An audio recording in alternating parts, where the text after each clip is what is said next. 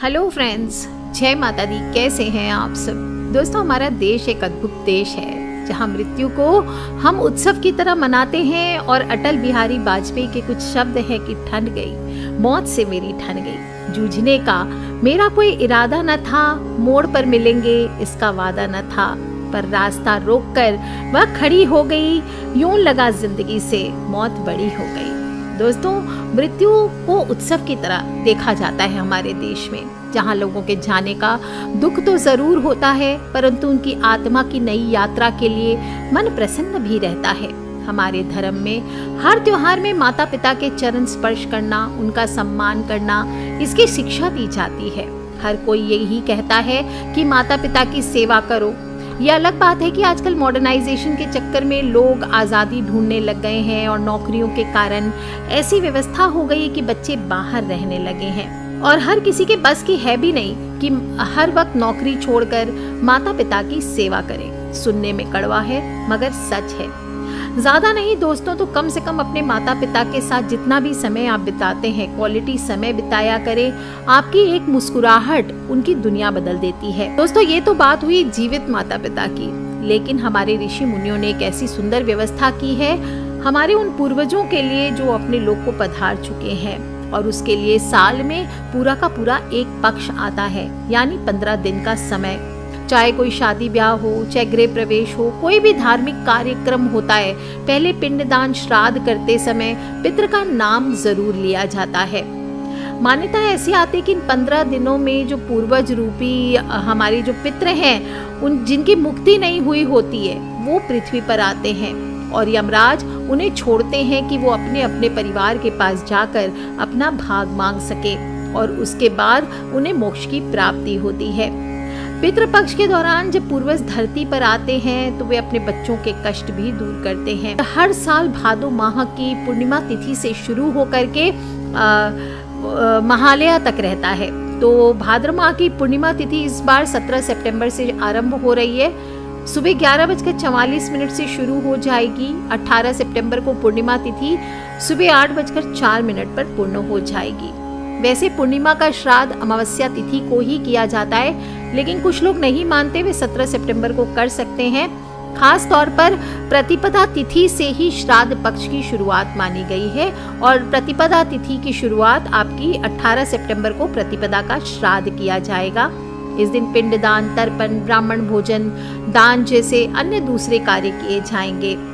भादो माह की पूर्णिमा तिथि आपको बता दूं, इसमें श्राद्ध संपन्न करने के लिए आपको कुतुब मुहूर्त, रोहिणी मुहूर्त ये अच्छा माना गया, या फिर अपराह्न काल में कर सकते हैं। कुछ लोगों को मैंने देखा है सुबह सुबह श्राद्ध करने लगते हैं। सुबह सुबह श्राद्ध नहीं किया जाता है, हमेशा थोड़ा दिन चढ़ जाता है, यानी थोड़ी सूर्य ऊपर चढ़ जाता है, इसके बाद ही श्राद्ध करना चाहिए। और बेस्ट मुहूर्त है कुतुब मुहूर्त। तो जो प्रतिपदा का श्राद्ध होगा वो 11:51 से 12:40 तक होगा। जो रोहिणी मुहूर्त का श्राद्ध होगा वो 12:40 से लेकर के 13:29, यानी कि दोपहर को 1:29 तक होने वाला है। और जो अपराह्न काल का श्राद्ध होगा वो दोपहर को 3:56, यानी कि शाम को 4 बजे के पहले पहले आप कर सकते हैं। दोस्तों, इस बार श्राद्ध की तिथियों में भी कुछ हेर फेर है। आपको बता दूं कि 17 सितंबर को पूर्णिमा तिथि का प्रारंभ हो रहा है। इसके बाद प्रतिपदा तिथि का श्राद्ध 18 को, द्वितीय का 19 को, तृतीय का 20 को, चतुर्थी का 21 को, पंचमी का 22 को, षष्ठी और सप्तमी इस बार एक ही दिन पड़ने वाले हैं। तो षष्ठी और सप्तमी तिथि का जो श्राद्ध है वो 23 सितंबर को सोमवार के दिन किया जाएगा। अष्टमी तिथि का श्राद्ध 24 सितंबर को, नवमी तिथि का 25 को, दशमी का 26 को, एकादशी तिथि का 27 सितंबर, द्वादशी का 29 सितंबर और त्रयोदशी तिथि का श्राद्ध 30 सितंबर को मनाया जाएगा। चतुर्दशी तिथि का श्राद्ध 1 अक्टूबर को मनाया जाएगा, और सर्वपितृ अमावस्या इस बार 2 अक्टूबर को रहने वाली है। तो सभी लोगों को ध्यान रखना है कि बहुत ही खूबसूरती से, अच्छे से पूजा करनी है, अपने अपने पितृ का ध्यान करना है, और पितृदोष से मुक्ति के उपाय भी करने हैं। पितृदोष वो होता है, पितृदोष का अर्थ होता है कि अगर पितृ आपसे नाराज हो गए हैं तो ये पितरों का शाप आपके पूरे परिवार को, कई बार कहते हैं, खास आ जाता है।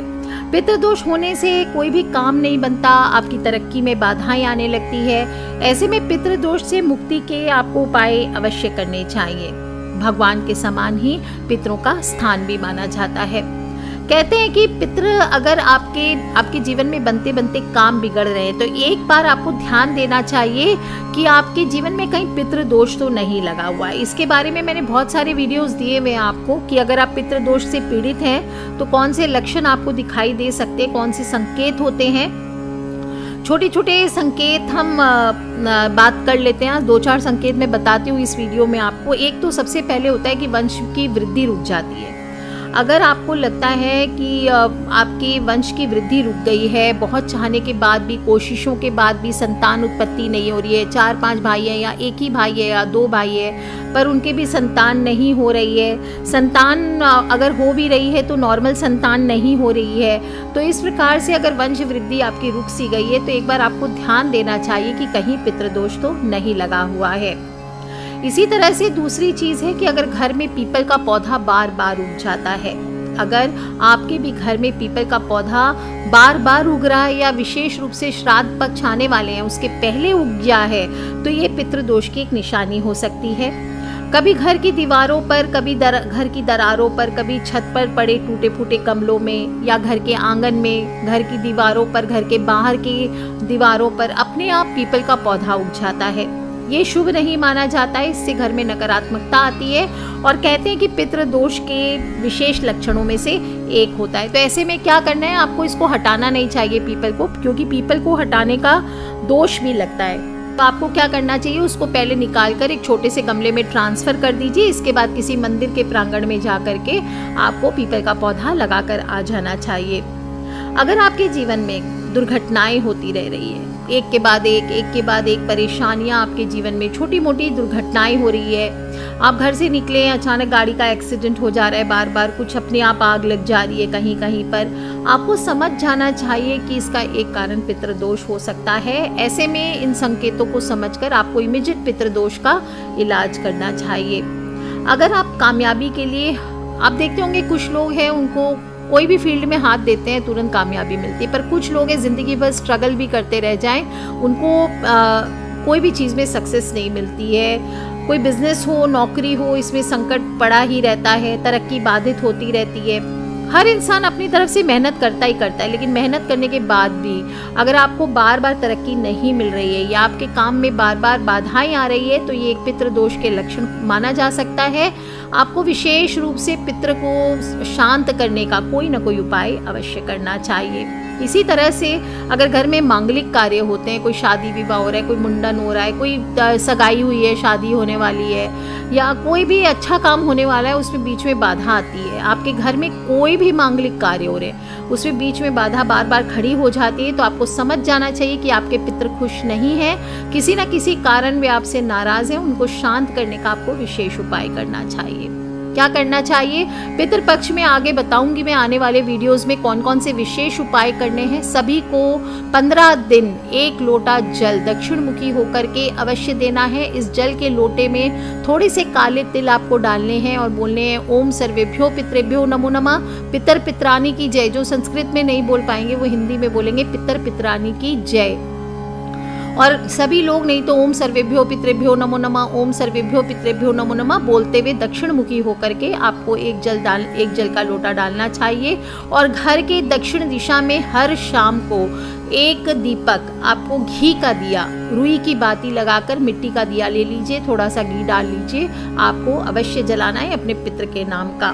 पितृ को मनाने के लिए उनकी तिथि का श्राद्ध आप सभी को अवश्य करना है। अगर आपको तिथि पता नहीं है तो सर्वपितृ अमावस्या आती है, उस दिन आपको, जैसे 2 अक्टूबर को है महालया सर्वपितृ अमावस्या, आप उस दिन सभी का श्राद्ध कर सकते हैं। इसके अलावा नवमी का श्राद्ध विशेष माना जाता है, महारानी श्राद्ध विशेष माना जाता है, आप वो भी कर सकते हैं। उनके निमित्त पिंडदान करें, तर्पण करें, श्राद्ध कर्म करें। और अगर कुंडली में बड़ा पितृदोष लगाए तो नारायणी, नागबली आदि, त्रिपिंडी श्राद्ध आदि आपको करना चाहिए। इससे पितृ की नाराजगी से मुक्ति मिलती है। रोज कम से कम कुछ ना करें, कम से कम 15 दिन नियम कर लीजिए कि आप जब भोजन बनाएंगे सात्विक भोजन बनाएं। इन 15 दिनों में प्याज, लहसुन, मांस, मदिरा का सेवन ना करें, ना ही भोजन में आप गलत चीज़ों का इस्तेमाल करें। और जो भी भोजन आप बनाएंगे कोशिश करें उसमें से एक थाली भोजन या कम से कम एक रोटी, थोड़ी सी मिठाई, घी, शक्कर डाल करके आप पितृ के निमित्त दक्षिण मुखी होकर के हाथ जोड़िए, थोड़ा जल लेकर के उसके ऊपर घुमा दीजिए और फिर गौ माता को आप उसको दे सकते हैं। आप चाहें तो किसी पंडित को, किसी ब्राह्मण को आप खिला सकते हैं, और या फिर आप घर की दक्षिण दिशा में धूप लेकर के अग्नि में हवि दे सकते हैं। दोस्तों, भोजन अलग से निकाल कर पितरों का आवाहन करके उन्हें ज़रूर चढ़ाना चाहिए। अगर आपके घर में पितरों की तस्वीर है तो उन सभी को साफ सुथरी करके अच्छे से रख रखाव कीजिए। टूटी फूटी तस्वीरें आपको नहीं रखनी चाहिए। पितृ पक्ष में ही नहीं, वैसे भी आपको रोजाना चाहिए कि आपको पितरों की तस्वीर को साफ करके सफ़ेद फूलों की माला हुई, सफ़ेद पुष्प हुआ, ये आपको अर्पित करने चाहिए।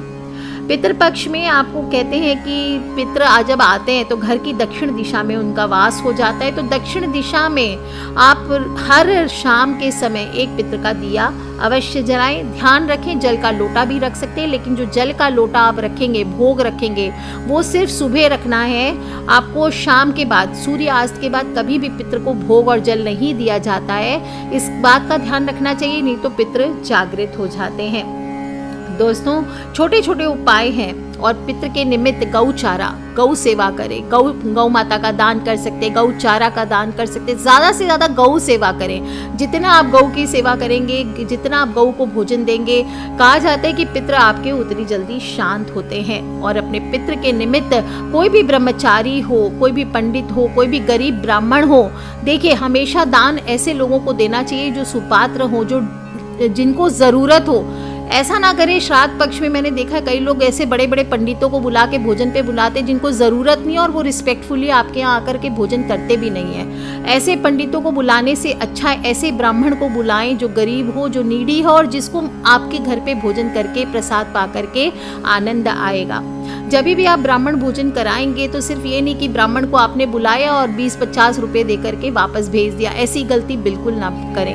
महंगाई का ज़माना है तो कोशिश करें जिस ब्राह्मण को आप आमंत्रित करेंगे उनके आने जाने का किराया भी आप दें। एक वस्त्र उनको अपने सामर्थ्य के अनुसार, हो सके तो 5 वस्त्र दे, नहीं तो कम से कम धोती गमछा उनको दे करके आपको, या स्त्री हैं तो आपको साड़ी ब्लाउज दे करके उनको विदा करना चाहिए। और भोजन के साथ थोड़ी दक्षिणा 100-200 रुपये अलग से आपको जो बन पड़े आप उनको ज़रूर दें। इस प्रकार से दोस्तों छोटे छोटे उपाय पितृदोष से शांति के आपको इस बार पितृपक्ष में अवश्य करने हैं। बाकी मैं और भी उपाय बताऊंगी, साधनाएं बताऊंगी। नवरात्र भी आने वाले हैं, तो दोस्तों कनेक्टेड रहिए, खिलखिलाते रहिए, मुस्कुराते रहिए। और छोटी छोटी बातें हैं वो मैंने आपसे शेयर करने की कोशिश की है। बाकी आपके कोई प्रश्न हो तो आप मुझे लेटेस्ट वीडियो के नीचे लिख के अवश्य पूछ लें। आज के लिए इतना ही दोस्तों। खिलखिलाते रहें, मुस्कुराते रहें, और अकेले नहीं सुनना है। अपने फ्रेंड्स, फैमिली, मम्मी पापा, भाई बहन, बच्चे सभी लोगों से इसे शेयर अवश्य करते रहा करें, क्योंकि हमें नहीं पता कौन सा उपाय कब किसकी लाइफ बदल दे। So love you all friends, take care. जय माता दी, बम बम भोलेनाथ की जयकारा, शेरा वाली दा बोल, सांचे दरबार की।